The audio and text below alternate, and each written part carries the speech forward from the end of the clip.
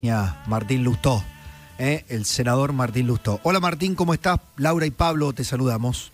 ¿Qué tal, Laura y Pablo? ¿Cómo andan? Bien, muy bien. ¿Cómo estás? ¿Qué tal? Bienvenido. Dan Gracias. una primera impresión de la connotación que tiene el fallo de la Corte. Mira, a mí me parece un fallo muy importante. La verdad, me parece importante hoy y me parece importante para mañana. Me parece importante para las reglas que nos tenemos que dar para ordenarnos dentro de la pandemia, pero también para el funcionamiento estructural de la Argentina.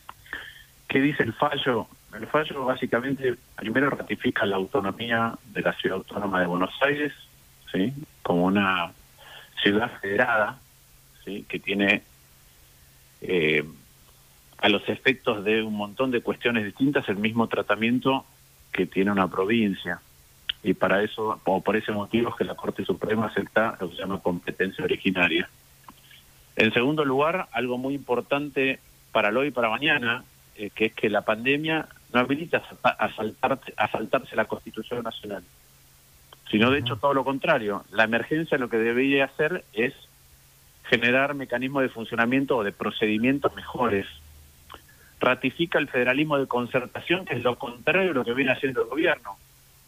En lugar del unilateralismo de las decisiones, en lugar de sacarle plata en el medio de una pandemia en una ciudad, en lugar de imponer ciertas restricciones sin consultar con las autoridades de la Ciudad de Buenos Aires, lo que dice el fallo es que nuestro federalismo, la forma de organizarnos, exige concertación, exige diálogo y exige, entre otras cosas, cuando caminamos por el fino límite de cómo nos organizamos en emergencias, exige explicar y justificar mejor por qué se toman las decisiones. Y eso es lo que dice el fallo. El fallo lo que dice es que, no dice lo que dice Cristina que dice el fallo, lo que dice es que si el gobierno nacional o el gobierno federal necesita tomar algunas medidas que son de carácter extraordinario, eso requiere fundamentarlas mejor y además hablar con las jurisdicciones que tienen competencia sobre la materia.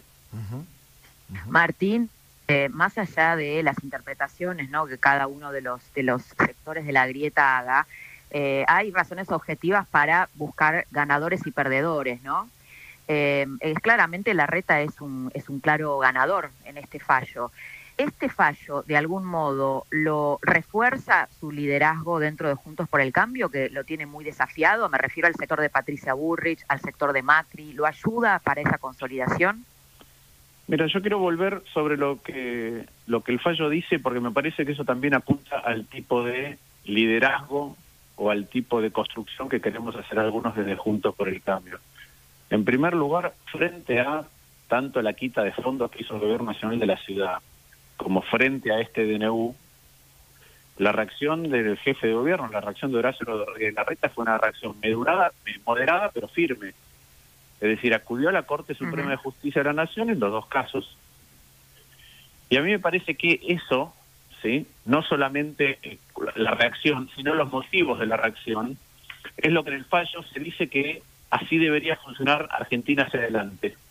Primero, intentando coordinar, y segundo, en base a datos, en base a fundamentos que sean sólidos, en base a evidencia, y que si nosotros podemos ordenar la administración pública de esa manera, la Argentina va a funcionar mejor. Nosotros no somos un país rico, hace rato que dejamos de ser un país rico.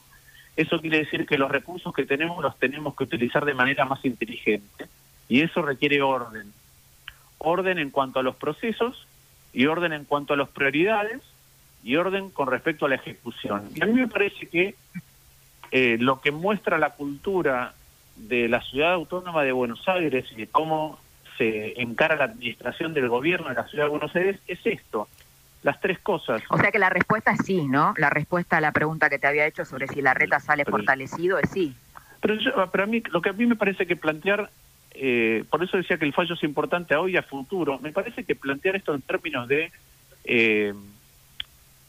pujas internas me parece que no es lo relevante. Lo relevante es que la Corte marca un camino a partir del cual ordenar las discusiones en una federación que siempre son complicadas en el medio de una pandemia, pero también para atender el resto de las cosas que la Argentina tiene que ir resolviendo. A ver, Martín. Perdón, Pablo, Sí. una cosa. Yo comparto absolutamente el rumbo que tomó Horacio Rodríguez Larreta al plantear estas cuestiones y como las planteó. Y prefiero esa manera que otras maneras de plantearnos, no solamente porque creo que son correctas, sino porque además creo que dan mejores resultados. Te estoy siguiendo con atención en base a la pregunta que te hizo Laura y lo que respondiste, es que la Corte también, en cuanto a la resonancia que genera, ayudaría a ordenar o a invitar a ordenarse a la política hacia liderazgos institucionalistas, moderados e institucionalistas, que antepongan la conformación de consensos institucionales y respeto institucional antes que aventuras personales. Comparto plenamente lo que está diciendo, creo que ese es el punto principal del fallo, por eso dije que es muy importante en el hoy, que es la apertura de las escuelas, ¿sí? Que tener cierta tranquilidad sobre cómo transitamos y tomamos decisiones con respecto a cosas tan fundamentales como el derecho de los chicos a aprender, pero además es importante para ordenar el futuro de un país que, insisto, tiene un caos de procedimientos, un caos de choques políticos, una grieta, y que acá la Corte te da por lo menos un rumbo, te da un camino a seguir. Ahora, es muy complicado cuando la reacción frente a ese camino que marca la Corte Suprema de Justicia de la Nación, cuando la reacción de la vicepresidenta o del propio gobierno es decir que esto es un golpe institucional. Primero, la Corte Suprema es uno de los poderes del Estado, es una institución democrática igual que el Poder Ejecutivo o que el Congreso. En segundo lugar, es otra vez la aproximación, lo que dice la Corte, lo que estuvo proponiendo y estuvo defendiendo el jefe de gobierno de la ciudad, es lo contrario de esta actitud en donde mi aceptación de las decisiones de otros solamente va en función de si me convienen a mí. Entonces, los fallos de la justicia también, si son lo que yo pido. La verdad que y todo lo que el kirchnerismo hace tiende a eso, tiende a erosionar la competencia del otro, la aptitud del otro, la capacidad del otro de decirme cosas que a mí no me gustan, sea la prensa, sea la oposición o sea la justicia. Y creo que lo mismo pasa en el comportamiento en el Senado. Quería, seguramente debes haber visto un archivo de Alberto Fernández donde en el 2013, peleado con Cristina Kirchner, dice, si Cristina no entiende por qué la Corte es un contrapoder, deberíamos averiguar quién la aprobó en derecho constitucional. Basta de sofismas. Un tuit de Alberto Fernández del 2013. Bueno, hoy lo vemos alineado con Cristina Kirchner, cuestionando todo lo que había dicho hace unos años. ¿Por qué el cambio de Alberto Fernández? No sé, es una pregunta que hay que hacer con Alberto Fernández, sinceramente. A mí, yo sigo creyendo lo que él expresó en ese momento, como muchos de nosotros. No sé qué es lo que él creerá en la intimidad.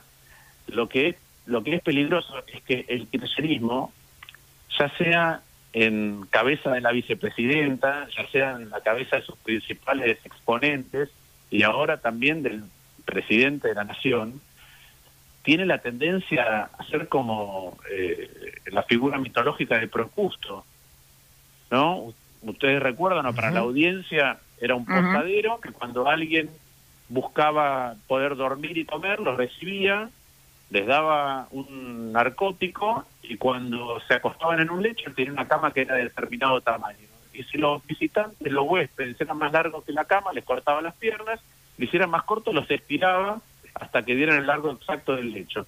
Bueno, el kirchnerismo trata todo el tiempo, cuando enfrentado a la realidad, que lo desdice permanentemente, de adecuar la realidad a las cosas que ellos creen. Sí, totalmente. Bueno, hablando de eso. Entonces cambia naturalmente, o a las cosas que le convienen, entonces cambia naturalmente de posición. Martín. Lo que decía el presidente antes es distinto que ahora, lo que decía la vicepresidente antes es distinto que ahora. Sí. Hace poco la vicepresidenta, como le gusta que le digan, no como es más correcto, elogiaba a Trump y ahora elogia a Biden. Bueno, ahí está.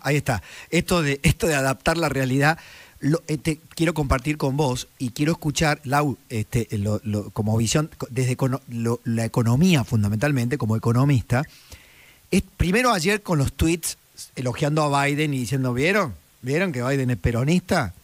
Elogia a los sindicatos, hay expansión monetaria y fiscal, keynesianismo puro. Bueno, y hoy, siguiendo la línea de Cristina, Alberto habla de Juan Domingo Biden en una humorada. Escuchémosla. Somos un movimiento social que nació a la vida política reclamando la libertad de un coronel, el coronel del pueblo, que desde la Secretaría de Trabajo y Previsión empezó a darle derechos a los que trabajaban. Y la sociedad argentina nunca se olvidó de él, nunca. Porque allí conocieron el aguinaldo, allí conocieron las vacaciones pagas, allí conocieron el derecho a sindicalizarse. Yo me acuerdo no hace mucho tiempo atrás cuando las tapas de los diarios argentinos celebraban que Amazon no dejaba sindicalizar a sus trabajadores. Y ayer Juan Domingo Biden llamó a la sindicalización como una forma de promover los derechos sociales en los Estados Unidos. Ahí está. Martín. Mira, primero me parece una falta de respeto que un presidente se dirija al presidente de otro país de esa manera. A mí no me parece que corresponda. En segundo lugar, me parece que muchas veces, como decía antes, hay una tergiversación de datos, hay una tergiversación de información para ajustarla a lo que yo quiero creer. Entonces, yo creo que por ejemplo, vamos a la sindicalización. Yo creo que nadie en la Argentina está en contra de la sindicalización, porque vos muchas veces necesitas que los trabajadores tengan la representación adecuada frente a un poder que es un poco más concentrado que el de ellos. El problema es cuando la sindicalización abusa, y no abusa para defender a los trabajadores, sino que abusa para crearse sus propios beneficios y privilegios. Y cuando eso le crea un mal a la economía.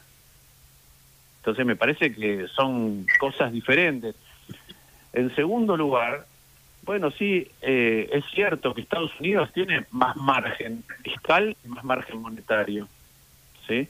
Por muchas cuestiones, pero una de ellas hoy es porque se endeuda a una tasa de casi cero, digamos a la tasa a la que nos endeudamos nosotros. Y porque tanto Estados Unidos como Alemania tienen moneda que significan reserva de valor, ¿no? Para el resto del mundo, inclusive, no solamente para ellos mismos.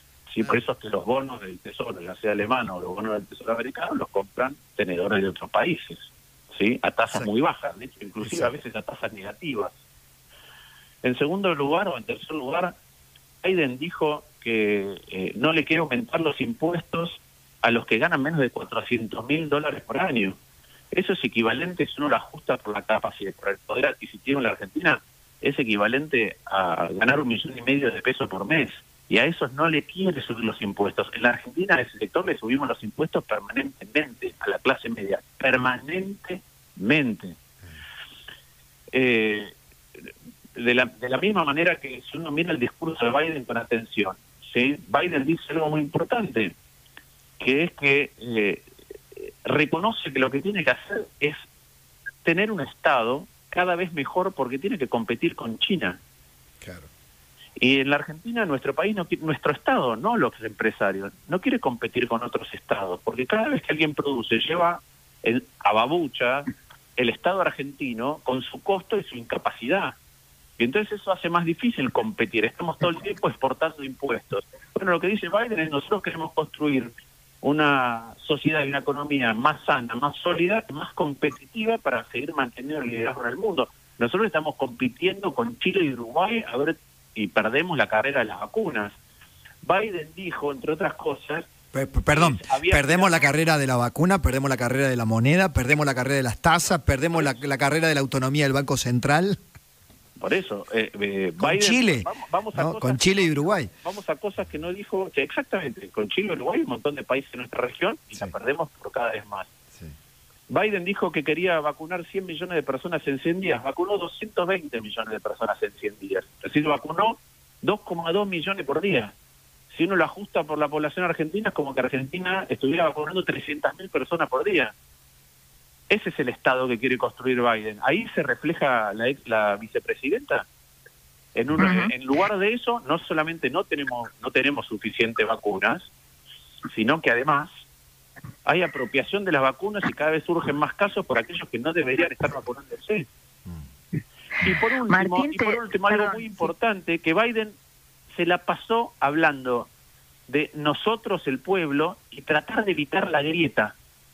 Y las actitudes de la vicepresidenta son mucho más parecidas a la del expresidente Trump. ¿Por qué? Porque los populismos lo que hacen es tratar de explicar que las cosas no van bien, tratando de arrogarse la representación de la totalidad del pueblo, señalando otros poderes que son los que en principio estarían evitando que el pueblo esté mejor. Esa es la marca definitiva de los populismos. Así es. Y eso es mucho más parecido a lo que hace Cristina. Y cuando eso no funciona, entonces, claro, la justicia es culpable, los medios son culpables, la oposición es culpable y la denuncia pública a través de redes sociales, que es parecido a lo que hace Trump. Entonces, ese humor, esa grieta permanente, es justamente lo que trata de combatir Biden, llamando algo más importante, que creo que es algo que tenemos que recuperar en la Argentina. O sea, hay algo que uno tiene que ver y observar de Estados Unidos, es el espíritu de levantarse en la dirección de aceptar los nuevos desafíos, permanentemente. Bueno, nosotros en este momento en donde estamos angustiados porque tememos enfermarnos o contagiar a otro, ¿sí? O que algún ser querido padezca esta enfermedad, o vemos lo que pasa con la economía y con la sociedad en primera persona y en los números, ¿sí? De gente que tenemos amigos todos que tienen problemas económicos, vemos empresas que se caen, locales que se cierran, mozos que ya no están donde estaban antes, vemos los números de pobreza en la provincia de Buenos Aires. Bueno, en algún momento, en lugar de regodearnos con estas cosas, de si lo que dijo la Corte está bien o está mal, la verdad que tenemos que salir de esta resignación de que no podemos ser mejores y plantearnos que sí queremos competir con otros países, pero no de manera pueril abriendo las fronteras. Tenemos que competir con otros países si cada uno de nosotros hace su parte, que es otra cosa que dijo Biden citando a Franklin Delano Roosevelt. Dijo, en Estados Unidos cada uno de nosotros hace su parte. Bueno, Martín, esto es lo que tenemos que hacer si queremos construir otro país. En línea, digamos, te lo consulto como economista, más allá de esto que estamos hablando, el discurso de Biden y el fallo de la Corte, está el tema de Guzmán, ¿no? Que el fallo de la Corte desplazó esta interna fuerte del gobierno en relación con Guzmán. Primero, lo que quería preguntarte es cómo ves el avance o el apriete del kirchnerismo en torno a Guzmán y si crees que Guzmán debería irse. No, mira, Laura, voy otra vez a las dos cosas para abordar tu pregunta. Cuando hablamos del fallo de la Corte o hablamos del discurso de Biden, de la apropiación, es porque el kirchnerismo tiene esta tendencia otra vez a recortar la realidad para de acuerdo a lo que quiere creer o lo que le conviene creer en determinado momento. Y entonces lo que eso genera una falta de rumbo más claro, porque no es que vos tenés claro hacia dónde querés caminar, sino que vos vas acomodando tu relato en virtud de esas cosas. Y eso naturalmente que genera tensiones adentro de una coalición, porque algunos en esa coalición habrán decidido participar o ser funcionarios en virtud de las conversaciones previas de hacia dónde se debería caminar. Y a medida que eso se altera tan fundamentalmente, bueno, las tensiones crecen. El problema con esas tensiones es que no solamente no se terminan de zanjar, sino que se extienden al resto de la sociedad cuando se visibilizan sin resolución. Y entonces eso genera mucha más incertidumbre. Ahora, ¿qué es lo que tiene que hacer? Perdón, que saltó el altavoz del teléfono. ¿Qué es lo que tiene que hacer Guzmán? ¿No? Es una decisión que tiene que tener Guzmán en la charla dentro de su gobierno. Lo que tienen que saber es hacia dónde quieren caminar económicamente. Porque el presidente se la pasa diciendo que vino a poner a Argentina de pie, pero primero, todavía no estamos de pie, sino que además no sabemos, una vez que nos paremos, hacia dónde queremos caminar colectivamente. Y ahora lo que vemos es que el gobierno no sabe hacia dónde quiere caminar como coalición gubernamental. Entiendo. Bueno, te cambio la pregunta. Si vos estuvieras en el lugar de Guzmán, que de hecho has estado en el lugar de Guzmán, ¿te irías si hubiera sido desautorizado como lo fue él? Mira, yo creo lo siguiente. Yo creo que los que convocan y los que tienen los votos son los presidentes, ¿sí? Y que el resto de los funcionarios son colaboradores. Ahora, cuando vos sos un colaborador, ¿eso qué quiere decir? Lo que quiero decir es que el presidente es el que determina el rumbo. Entonces, lo que sí haces como colaborador es ir y decir, mira, yo lo pienso así, una vez. Si te dicen, no, vamos a ir caminando hacia otro lugar, vos decís, mira, yo creo que no. A la segunda o tercera, por lo menos en mi opinión, como soy yo, digo, bueno, no pertenezco a esto, pienso distinto.